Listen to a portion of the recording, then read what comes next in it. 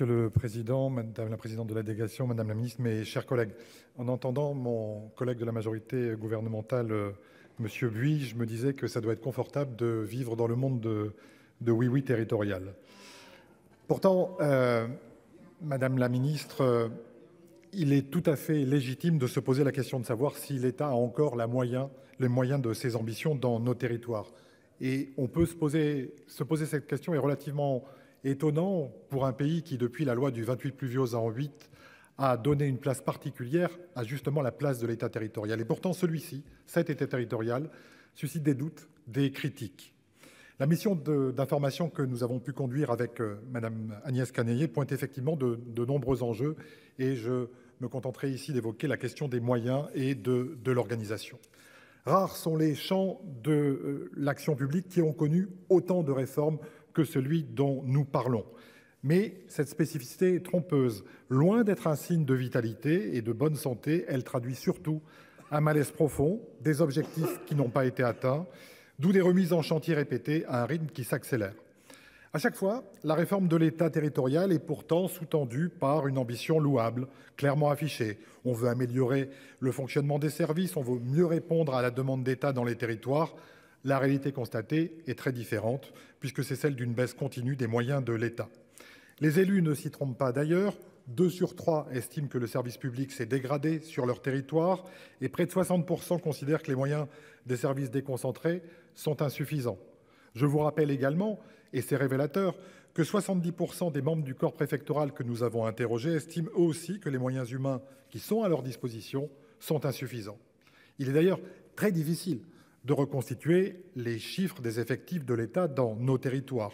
Changement de périmètre, suppression de direction, recréation, rattachement à différents ministères tendent à brouiller les cartes et il est impératif que le ministère de l'Intérieur se dote d'outils de suivi de l'ensemble des personnels déconcentrés qui lui ont été rattachés ces dernières années, au travers notamment des directions départementales interministérielles.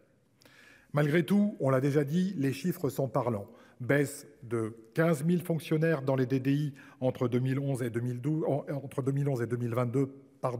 une baisse donc de 36%. La plupart du temps, ces coupes sont censées avoir été compensées avec, dit-on, une organisation plus efficiente, des gains de productivité, la diffusion de nouveaux outils technologiques. Pour autant, nous ne pouvons pas le savoir puisque il y a des suppositions, mais rien n'est évalué ex post.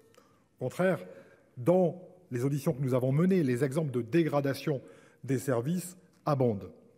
Cette politique dictée par une perspective qui est purement comptable montre les limites fortes et je ne veux en prendre qu'un seul exemple, celui du contrôle de légalité.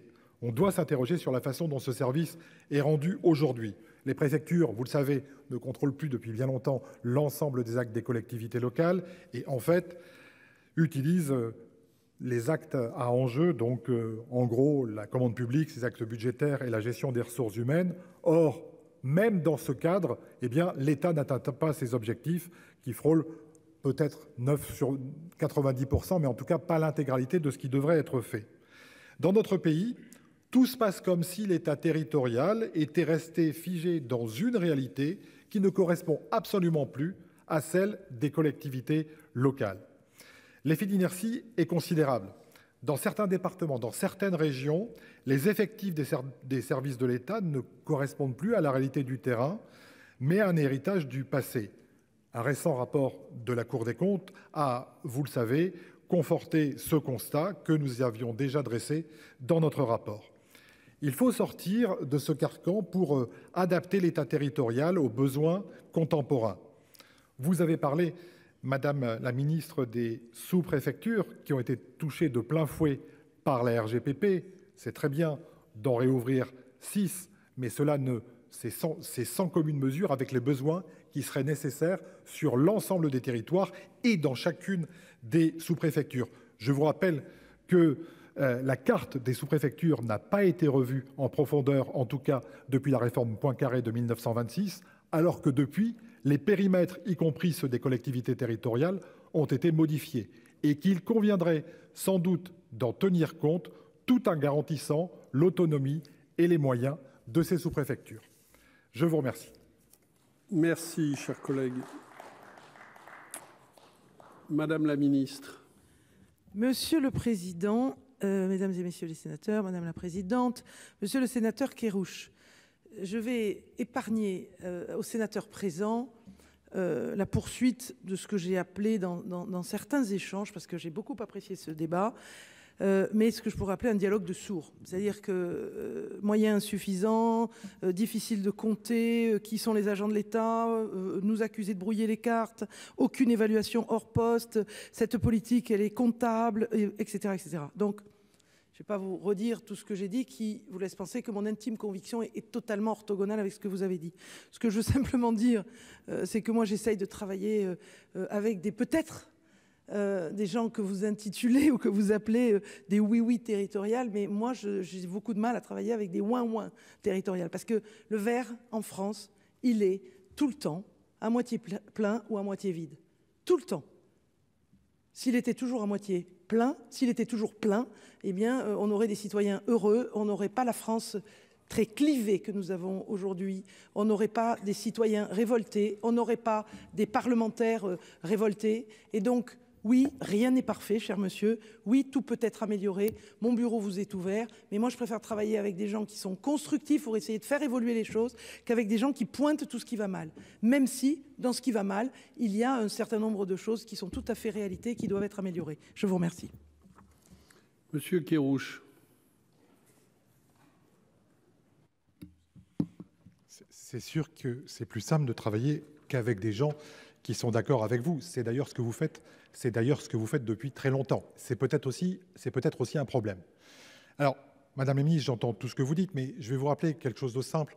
Il y a un sociologue qui s'appelle Émile Durkheim qui a dit quelque chose qui est très important dans la méthode de sociologie en sciences sociales. C'est que les faits sont têtus.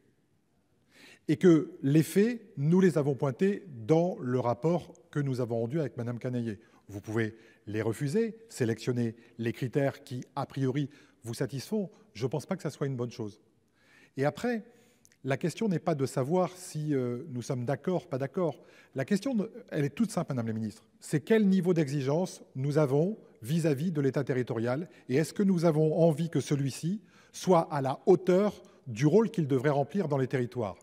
Vous dites que vous avez calmé les baisses d'effectifs depuis 2 ans. Je vous rappelle qu'il y a eu un quinquennat avant. Donc la question, ce n'est pas de dire que tout va mal, Madame la ministre, mais c'est de voir la vérité en face et à partir de cette vérité, d'essayer de tracer un chemin. Et avec tout le monde, Madame la ministre, pas seulement avec ceux qui vous font plaisir politiquement.